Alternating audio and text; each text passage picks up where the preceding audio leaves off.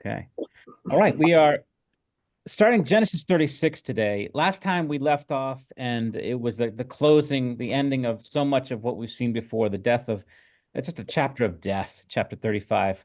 Isaac dies. It begins actually with Rebecca's nurse. What was her name? I can't remember her name. Deborah. Deborah. Her nurse Deborah dies, and then Rachel dies, and then Isaac dies. Is how the chapter closes, the end of an era. But there is hope. There's new birth. That Benjamin is born. The covenant is renewed with Israel, and we get a sense of where things are moving.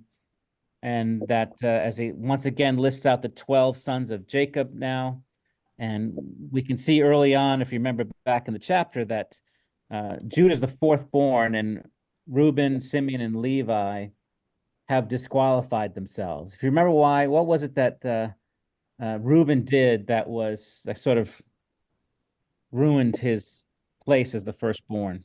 He tried to take his father's, would she be a concubine or? Yeah, worse than tried to take. He did Well, take. he did take her, yeah. Yes, he did. He lay with her, and again, this is not.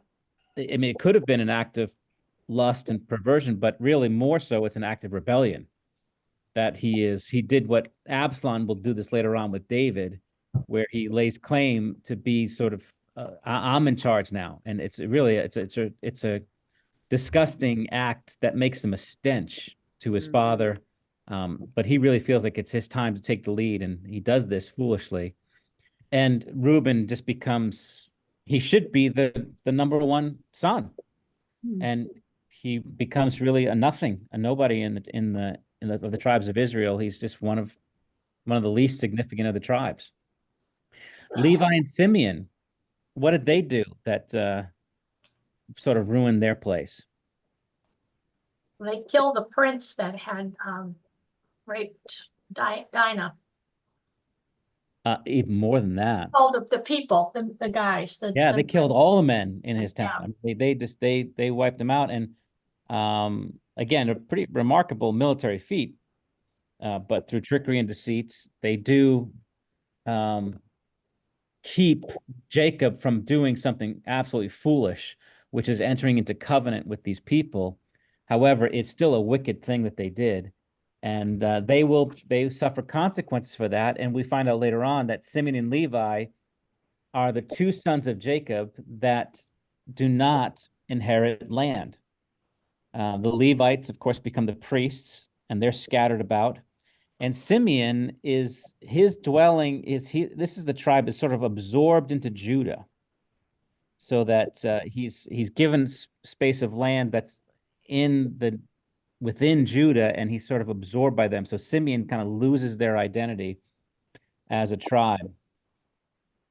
So that leaves it now to the next one, which is Judah. And so Judah, we're going to keep an eye on him because he seems to be the one that is rising to the top as we go forward. And you're going to see that even in the Joseph story, though Joseph is the focus of the story, Judah has a very prominent role to play, and we're going to keep an eye on him as we go through. Well, now we finish up, and like we've seen before, we have to give sort of final words. We have to say goodbye to Esau. And it ends similar to the way that it ended with Ishmael before, where as Ishmael is sent off, we sort of are given his genealogy, and that's the end of Ishmael. We saw that before, I believe, with Cain and Abel. After that Cain and Abel story, Cain, we see ends with his genealogy. And so now we have Esau's genealogy here. And let's take a look at that. All right, who doesn't mind reading crazy names here? I'll try it. All right, Claudette, thanks. These are the generations of Esau, that is Edom. Esau took his wives from the Canaanites: Adah, the daughter of Elon the Hittite; Oholibamah, the daughter of Anah, the daughter of Zibeon the Hivite; and Basemath, Ishmael's daughter, the sister of Nebaioth. And Adah bore to Esau Eliphaz, name we've heard before. Basemath bore Ruel, and Oholibamah bore Jeush, Jalem, and Korah. These are the sons of Esau who were born to him in the land of Canaan. Okay. All right. So what we're going to do as we read through this genealogy, I'm not going to get caught up on the names. I don't know any of these people, who they are, but just focus on the details, the extra details that are given in this that remind us some things about Esau. So what are some of the things that are mentioned in this first paragraph that reminders of Esau and who he was in the situation? He took his wives from the Canaanites. Yeah, Esau married two Canaanite women. That's the first thing we notice. Mm. And they mentioned specifically by name as Ada and Oholibama. Mm. And then what else?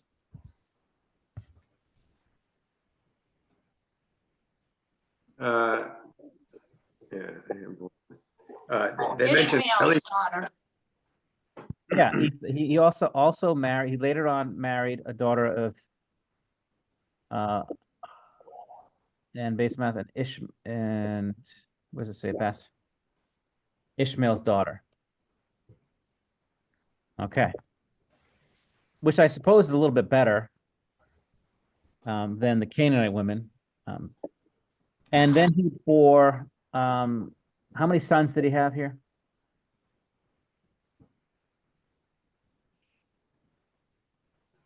Five, it looks like. Yeah, 5 sons born in the land of Canaan. Okay. All right, that's the promised land, and that's so he marries 3 women, 2 Canaanite women, 1 daughter of Ishmael, and he has 5 sons by them all. we just finished doing Job at my house this year, and we were speculating if this is the Eliphaz that is one of Job's 3 friends. Job is considered to be possibly the oldest book in the Bible, and obviously Old Testament. And so yeah, Eliphaz is one of his 3 Job's 3 friends, the oldest of the 3. That's interesting. I Yeah, don't.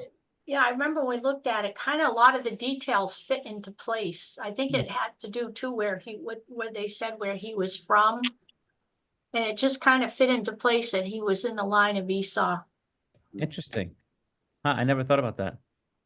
Yeah, was he? Which one was he? Was he the one that speaks at the end?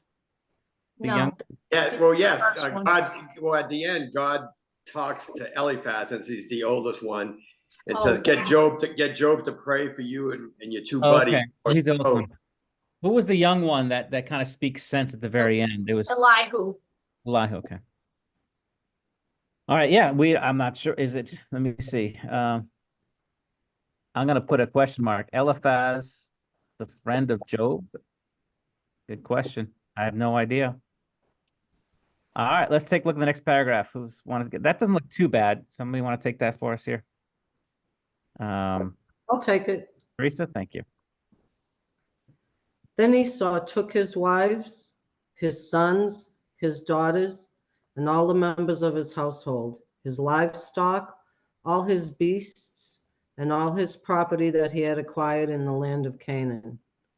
He went into a land away from his brother Jacob, for their possessions were too great for them to dwell together. The land of their sojourners could not support them because of their livestock.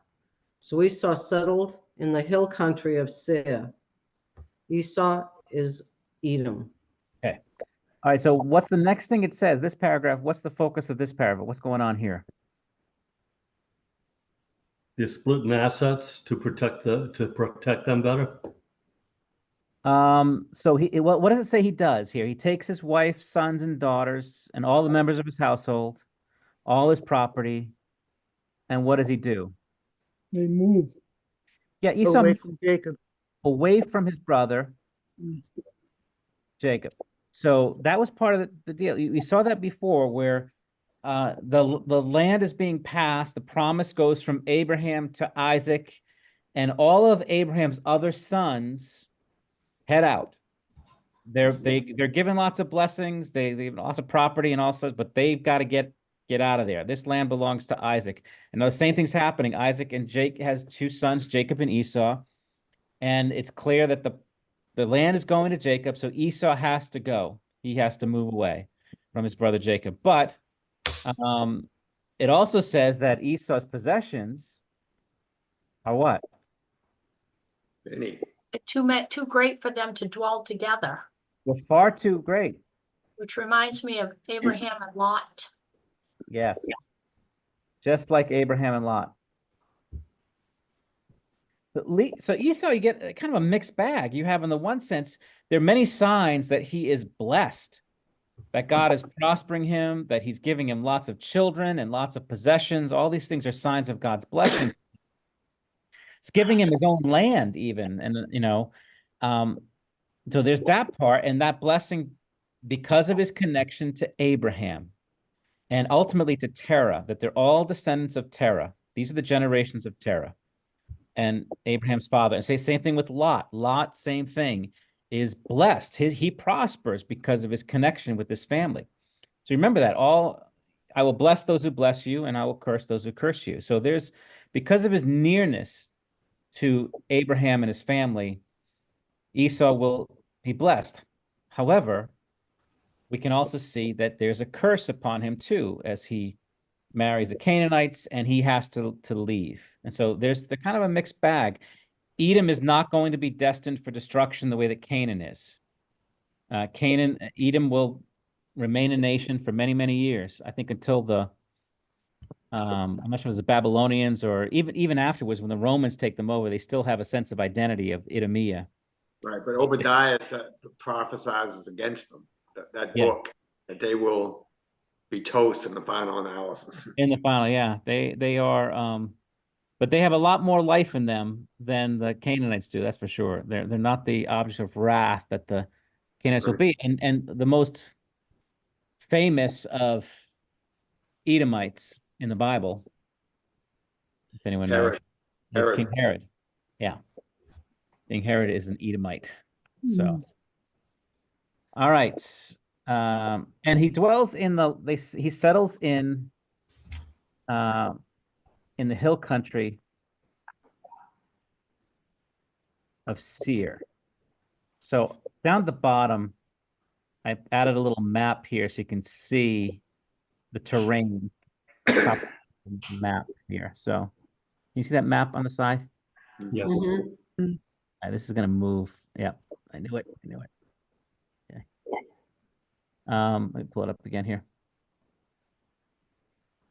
So we have here, oh gosh. I have no idea why I keep skipping like this all the time on me. It's driving me crazy. All right, down. So Edom is, so here's the sort of a topographical map of the land of Canaan. Here's Jerusalem over here. Beersheba down here. So I believe that Jacob's dwellings will be in this sort of area here. You can see the nice plains here, lots of fertile area. Seir, the mountains of Seir is in point of this map, it's an E4, which is over here. Yeah, They Southern Jordan today. What's that? Southern Jordan today. Is that what that is? Yeah. So you can see it's a high country. It's a hill country over here. There's kind of these mountain plateaus. When you go down to Arizona, you get that kind of stuff with these incredible plateaus over the Grand Canyon and all over the canyons, these high places. So he dwells in the hill country up here, away from his brother. You can see a very clear divide, the Jordan River and this valley, Jordan Valley, separating them, and then over in this area here. So there's a clear separation between the two. All right. So let's pick it up from there. Who wants to take the next paragraph here? We got a few more names to deal with, verses 9 to 14. I can give that a try. All right. Yeah. Thanks, Bob.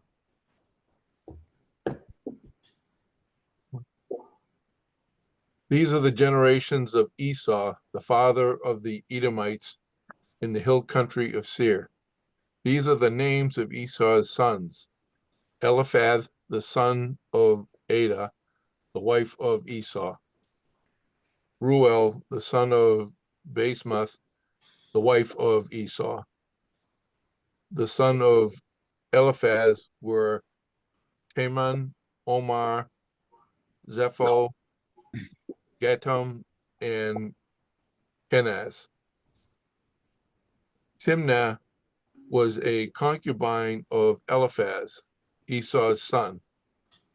She bore Amalek to Eliphaz. These are the sons of Ada, Esau's wife. These are the sons of Reuel, Nahath, Zerah, Sama, and Mizah. These are the sons of Basemeth, Esau's wife. These are the sons of Ohimabama, the daughter of Anan, the daughter of Zibeon, Esau's wife. She bore Esau Jeus, Jalam, and Korah. Okay.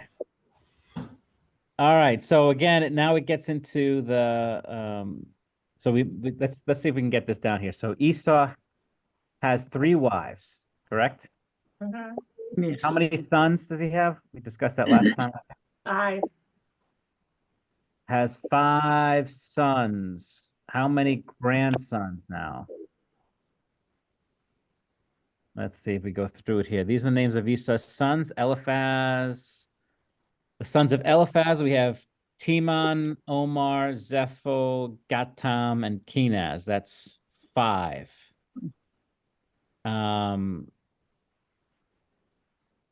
Amalek to Eliphaz. Okay, so and then he has a concubine who bears him another son, Amalek. So that's 6. And then the sons of Ada, then the sons of Reuel, Nahath, Zerah, Shama, and Mitzah. Those 4. There's 10. Is that 10? Okay, I have a little map down here, a little chart. This gets it right here. So we have so according to this chart, as it puts it together, it's kind of confused the way it's written here. We have Ada has Eliphaz, and they've got 6 kids there, one by Timnah. Basemeth has 1 son, Reuel, and he has 4 sons. And Oholibama has 3 sons. So it's just, I guess, 10 grandsons. There's none mentions for these 3 guys here. And all right, so we have 10 grandsons. That's about all we're getting from this so far. Is Amalek the Amalek that I may be familiar with? The Amalekite. The Amalekites, I think that was a fairly common name, but that's a good question. Yeah, I think it is, and that we've heard now in this passage the Edomites, we've heard the Amalekites. If Amalek is the head honcho of those guys, these are all traditional enemies of Israel. Yeah, let me just see real quick if there's a mention of Amalek before this passage. I'm going to do a quick search on how do you spell that? Amalek. Amalek. Yeah. All right. So Amalek, there is a mention of defeated all the country, the Amalekites, and also the Amorites who were dwelling. In Genesis 14, there's a mention of the Amalekites. When Abram rescues Lot, it mentions they turned back and came to En-Mishpat, that is Kadesh, and defeated all the country of the Amalekites and also the Amorites who were dwelling there. Okay. Now, the challenge, though, with that is I don't know if that's a, what do they call it, an anachronism, where he is referring to a country by as it would have been understood by his readers at the time, but not necessarily how it would have been understood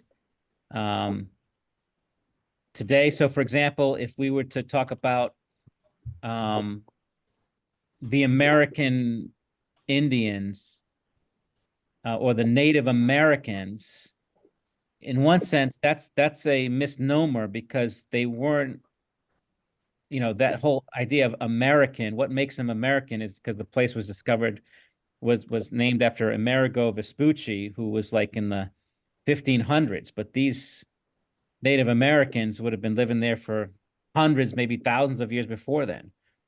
But we still identify them by a more modern name. So it could be that the country, the Amalekites, that's a good question. So I don't know if it's the same or if it's different. It does kind of highlight them for some reason. So, all right, another But it question. sounds like it's different because the Amalekites were already around when this Amalek is born. It seems like that. So yeah, Amalek, he could be, we recognize that name. So, okay, we'll see So can I just add the thing when we were talking about Eliphaz and I said it was something about where he was from? So Yeah. Eliphaz in Job, it said they call him Eliphaz the Temanite, and his son's name was Teman. Just saying. Oh, Yeah. interesting. Very interesting. That definitely sounds like the Eliphaz that they're talking Yeah, it about. sure does. Yeah, that's a strong case for that. Okay, that's interesting. So, all right. Well, let's pick it up here. What's the next paragraph? Got that 15 to 19. More names. Who wants to take those on here? I'll take this one. All right, thanks. These are the chiefs of the son of Esau, the son of Eliphaz, the firstborn of Esau. The chiefs Teman, Omar, Zepho, Kenaz, Korah, Gatam, and Amalek. These are the chiefs of Eliphaz in the land of Edom. These are the sons of Ada. These are the sons. I confused myself there. These are the sons of Raul, Esau's son, the chiefs Nahath, Zerah, Shammah, and Mizah. These are the chiefs of Raul in the land of Edom. These are the sons of Basemath, Esau's wife. These are the sons of Oholibama, Esau's wife. The chiefs Jeush, Jalam, and Korah. These are the chiefs born of Oholibama, the daughter of Anah, Esau's wife. These are the sons of Esau, that is Edom, and these are their chiefs. All right. Now we get into another section here of this genealogy, and what does he say? What's the paragraph about? Sounds more like the ones that made something of themselves. Well, when he says the chiefs of the sons, what does that mean? What do you mean by the chiefs? The leaders? Yeah, these would be the tribal leaders. So you can see that Esau is becoming a nation. This is and that's a significant thing. I mean, most lines, when you think about it, don't really go anywhere. Most lines many of them just fade out, or if they do, they just, they have a line, but they don't really have an identity. Esau's line has an identity, a national identity. So this is really, you can see this mention of all these chiefs coming from this line shows again the promise of God given to Abraham. He says, many nations will come from you. And so Esau is from Abraham. He comes from that. Even though he is not going to inherit the promise given to Jacob, he's still connected. That's interesting because Ishmael, really nothing came of him. You hear of the Ishmaelites, Joseph was sold to the Ishmaelites. That's about as much as you hear of Ishmael. You don't hear a nation of them. Yeah, they're more like nomadic tribes, aren't they? They don't really take possession of a land, but of course they play a big key role in the story of Joseph. Right, but he's not connected. Well, I guess he is connected to Abraham. Ishmael is, but oh, absolutely, yeah. Not as apparently not in the same sense that Esau is. So there is this national identity that's forming here, and again, and God promised nations. from Abraham. So it's amazing when you think about it. It's like not just one son goes on and forms a nation, comes from him, but multiple sons and grandsons will start their own nations. I mean, you've got another ones, Lot, 2 nations come from Lot, Ammon and Moab. You've got Edom, all these from that family, which is really remarkable. All right, we'll pick it up from here. The next one is verse 20 down to 30. Let's see how that goes. Who would like to read? Taking volunteers here today. I'll read it. Okay, thanks, Rob. 20 to the end of the 20 down to 30. So. Yeah, 20 or 30. These are the sons of Seir, the Horite, the inhabitants of the land: Lotan, Shobal, Zibeon, Anna, Dishon, Ezer, and Dishon. These are the chiefs of the Horites, the sons of Seir in the land of Edom. The sons of Lotan were Hori and Hemam, and Lotan's sister Timnah. These are the sons of Shobal, Alvin, Menathath, Ebal, Shepo, Onam. These are the sons of Zibeon, Ar, and Anar. He is the Anar who found the hot springs in the wilderness as he pastured the donkeys of Zibeon, his father. These are the children of Anna, Dishon, and Oholibama, the daughter of Anna. These are the sons of Dishon, Himdan, Eshban, Ethran, Cheran. These are the sons of Ezer, Bilhan, Zavon, and Achan. These are the sons of Dishon, Uz, and Aran. These are the chiefs of the Horites, the chiefs Lotan and Shobal, Zibeon, Anna, Dishon, Ezer, and Dishon. These are the chiefs of the Horites, chief by chief in the land of Seir. All right. Now this is interesting. These are not descendants of Esau. He is now mentioning the sons of Seir, the Horites. Why does he mention them? Who are these people? Well, Seir is another name for Edom. So I guess this is... It's not another name for Edom. No? Nope. Really? No, it's not another name. This is a separate people. Seir is the Horite. He is not. He settles. If you remember, we were told at the beginning that Esau settles in the hill country of Seir. So the sons of Seir, these are the inhabitants of that land. These are but that's what I'm saying. But they're going to mesh in with Esau, right? The Edomite, and it says that Esau is Edom. So Esau is Edom. Yes, Esau is Edom. So Esau, basically, these are your natives of the land, of the Mount Seir, of that region where Esau will dwell. That's why what I'm saying is sometimes you see these passages that say he's at Seir.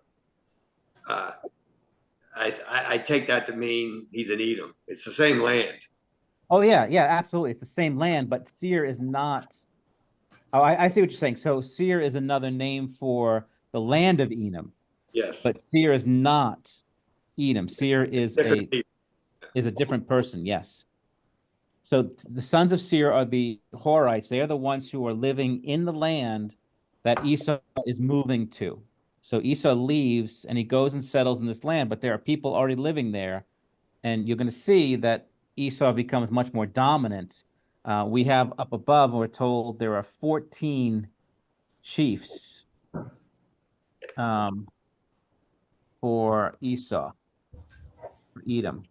Wouldn't that be basically a similarity to the fact that when, say, Columbus or the people came over from England on the Mayflower, and the Native Americans were here, and then America became the country it is, but the Native Americans were not really the rulers of the country. Oh, absolutely, yeah. all the other And- people that came in. So isn't that really what Edom did and what Yeah. Esau did? Absolutely, they take over. They kind of I assume they kind of, it may have been a peaceful experience. They just kind of joined in with them, but Edom clearly takes over. Or like the Australians and the Aborigines, you know, coming in there, or in like South Africa. It's really interesting. They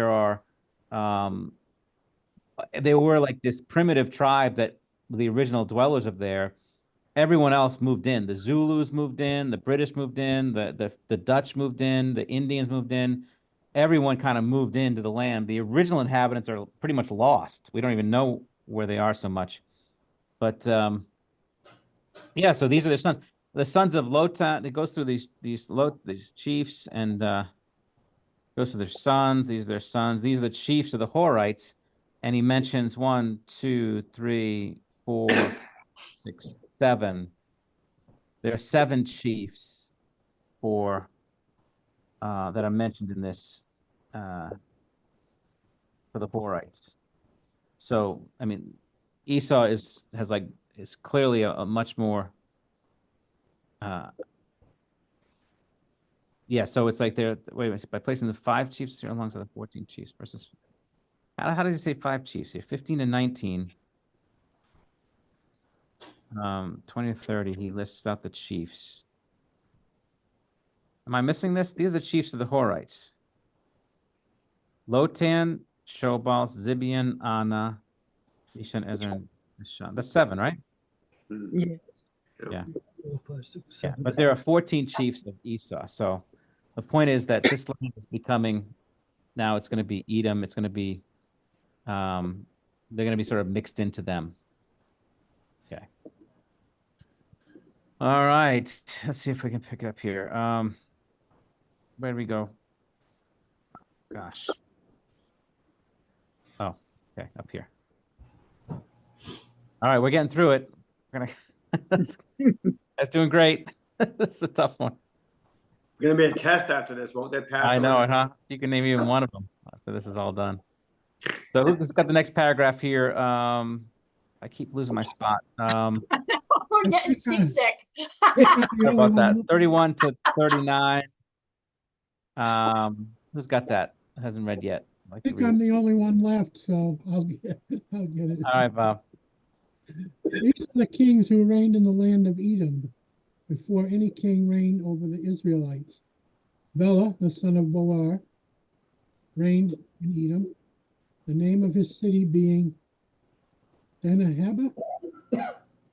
Bela died, and Joab, the son of Zerah of Bozrah, reigned in his place.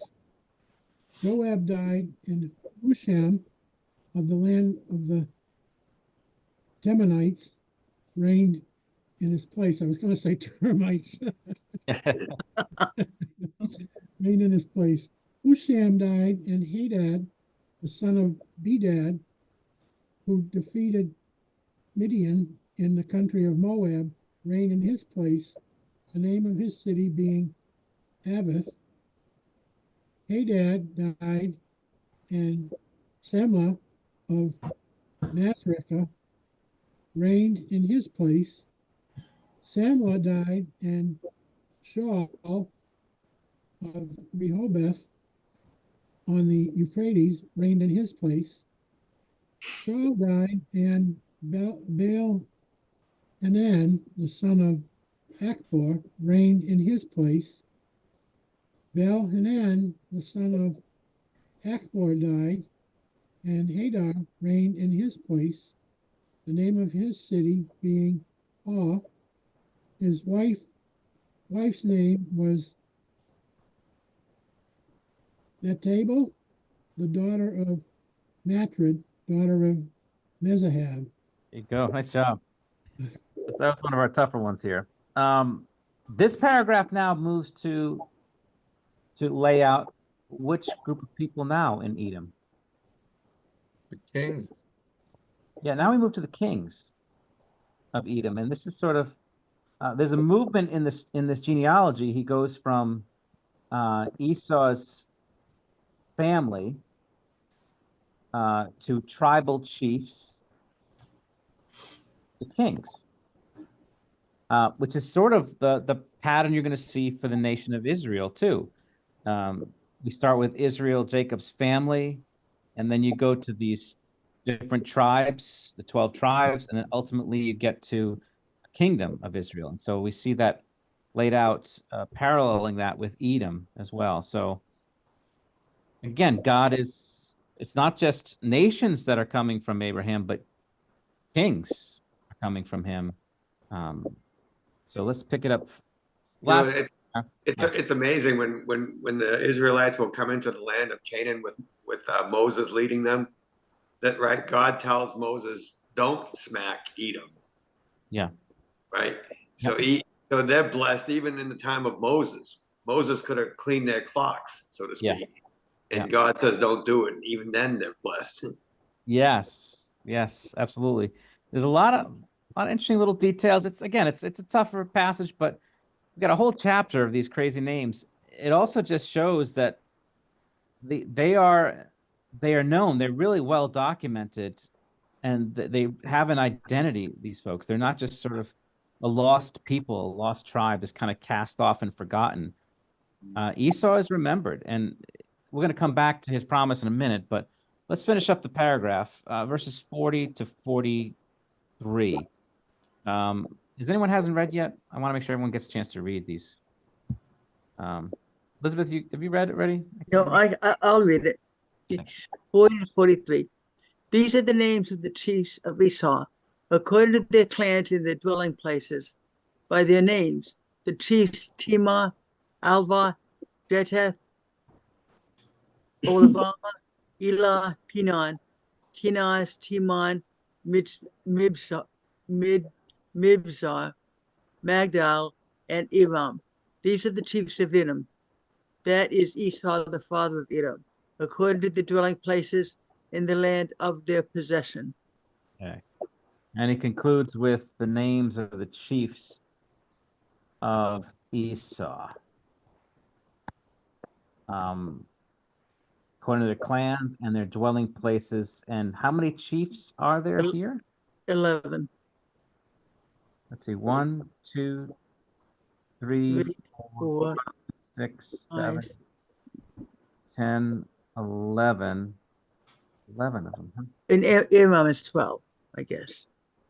Where's that one? It's after Migdal and Iram. Was that 12? 1, 2, Yes, that makes 12. 7, 10, 11. I only have 11. 1, 2, 3, 4, 5, 6, 7, 8, 9, 10. I guess no, 11. Yeah, you're right, 11. All right. So the chiefs of. Yeah. All right. So why do we care about all this stuff here? Good question, Pastor. Well, it's there, right? I mean, he puts it there for a reason. So I mean, if it didn't matter, God wouldn't have put it in there for us here. He told Rebecca that there would be 2 nations born in her womb. Let's go back to that. Yeah, that's great, Jack. You know, the purpose of all these stories is God makes promises and he keeps them. He keeps his promises. And so if we go back to the promises given about Esau, and we're going to come back to, let's see, where's that story begins with Esau and Jacob. We have to go way back to, okay, we're almost there, Genesis 26. Is it before then? 25, 23. Thank you. 25, 23. Excellent. Sorry to have you spinning around like this here, but the Lord says she has the children are struggling within her, and the Lord speaks and says, 2 nations are in your womb. 2 peoples from within you shall be divided. The one shall be stronger than the other. The older shall serve the younger. And so the point that we see with Esau is, yes, indeed, Esau has become a nation. There's no question about that. He lays it out in that genealogy. And you can see, even in that genealogy, kind of lays out, strangely enough, the history of that nation. in just their names, going from their chiefs, their tribal chiefs, to even up to kings. And they are taking over the land. It's clear that Edom dwells there, and they have. Yet we also see that that older son Esau, though he has become a nation and has been divided, and from within shall be divided. You can even see geographically they are divided. That valley of the Jordan divides them. Esau is on the other side of that valley, as we saw, and there's Jacob in that land. And that the older will serve the younger. The younger will be the greater one. It's the older who will be cast out, maybe, or sent away would be a better way to say it, not cast out, but really sent away, which is surprising because that's not how it's supposed to be. The older is supposed to inherit the land, is supposed to take over where the father left off, and the younger needs to go find his own way. But in this case, it's reversed, and Esau goes off. The older, just think about that for a second. The older one goes off to find a land for himself and is clearly blessed. So we have that. Then we also have later on the other word that Isaac, the prophecy of Isaac for Esau, that when he steals the blessing, and remember, Esau begs his dad, "Bless me too, Father. Please bless me." And he says, okay, so he says to Jacob, he says, "May God give you the dew of heaven and the fatness of the earth, plenty of grain and wine." And that's clearly the case. Jacob gets the better land there in that side of the Jordan River. And nations will bow down to you, be Lord of your brothers. And then to Esau, what does he say to him? In verse 39 to 40. Claudia, you want to read that for us? This is I'm sorry, 39 and 40. 39 and 40. This is what Isaac said was going to happen to Esau. Then Isaac his father answered and said to him, "Behold, away from the fatness of the earth shall your dwelling be, and away from the dew of heaven on high. By your sword you shall live, and you shall serve your brother. But when you grow restless, you shall break his yoke from your neck." Yeah. You can see, even in that genealogy, these promises are being fulfilled here. Away from the fatness of the earth shall be your dwelling. He goes off to the hill country of Seir. Away from the dew of heaven on high. By your sword you shall live. If you remember in that genealogy, he mentioned some battles that these kings had fought as well. And you shall serve your brother. He's gonna have the step on you. But you will break his yoke from your neck at some point. And we saw that in their relationship when they were reconciled. And they have this continual relationship between the Edomites and the Israelites is going to be throughout this struggle between the two of them. And we'll as you read through your Bible history, you'll notice some of those experiences there. So that's Esau. We can start the Jacob story, the Joseph story if you'd like, or we can just take a break and start next time. It's 3:10. Just one thing that strikes me about this is that, okay, they were promised that, she was promised that both her sons would become, nations. It's just how fast it happened. It's like in them and then their sons, and all of a sudden they're all kings, and you just. Well, it's not that sudden. It's not that sudden. I mean, it was that genealogy is looking ahead. Remember, this Genesis, the first Genesis would have been written when Moses wrote it originally. It would have been around 1400, about 600 years later after these events. But even this version of Genesis would have been written probably another 800 years later when the people were in exile. So much history has passed. Yeah. They're kind of recounting it. This is the final word on Esau. So these kings that are mentioned it's like he's listing out a dynasty. He's foreseeing the future he's kind of taking a detour with Esau and charting out very briefly in this chapter the future of Esau. So some of these kings are probably kings that would have lived hundreds of years in the future. So yeah. there's actually generations that have happened below this, but Oh, you yeah. just don't mention them here. Okay, Yes, yes, that absolutely. makes more sense. And they says these are the kings who reigned in the land of Edom before any king reigned over the Israelites. So the kings of Israel don't appear for another 1,000 years. So Abraham's around 2000 BC. David is around 1000 BC. So there's a long time before the kings of Israel appear. But the kings of Edom appear probably a few hundred years after Esau arrives. Gonna take some time. Well, and that's part of the reason that Israel got kings, right? Because Israel always had God, and all of a sudden they wanted kings like the people around them. Exactly right. Yeah, just like Edom, just why can't we have kings like that? Yeah. And you'll notice they defeated Hisham and Hadad, the son of defeated Midian, country of Moab. This whole region from all time immemorial past has always been fraught with war and conquest. It's it shouldn't surprise us because it's called the Fertile Crescent. I mean, this land is valued greatly, and this over here is all desert. There's nothing over here. And this is the gateway to the world. It connects Egypt with Assyria and gets you to Babylon. Everything comes through here. This is a very cherished piece of land. And so constant wars and battles and struggles for it. And by the way, that chant from the river to the sea, you've heard that on all these college campuses, right? You know what that's referring to? From the river From the to Jordan River to the Mediterranean. Yeah, from the Jordan River to the Mediterranean Sea. What we're seeing right there. Basically saying we're gonna take over the river to the sea, the Palestinians, the Muslims will take over this land and get rid of all the Jews is the idea. It's fascinating when you start bringing in current events to some of these readings. Yeah. Because as I said earlier, the book of Obadiah is all about a prophecy against Edom.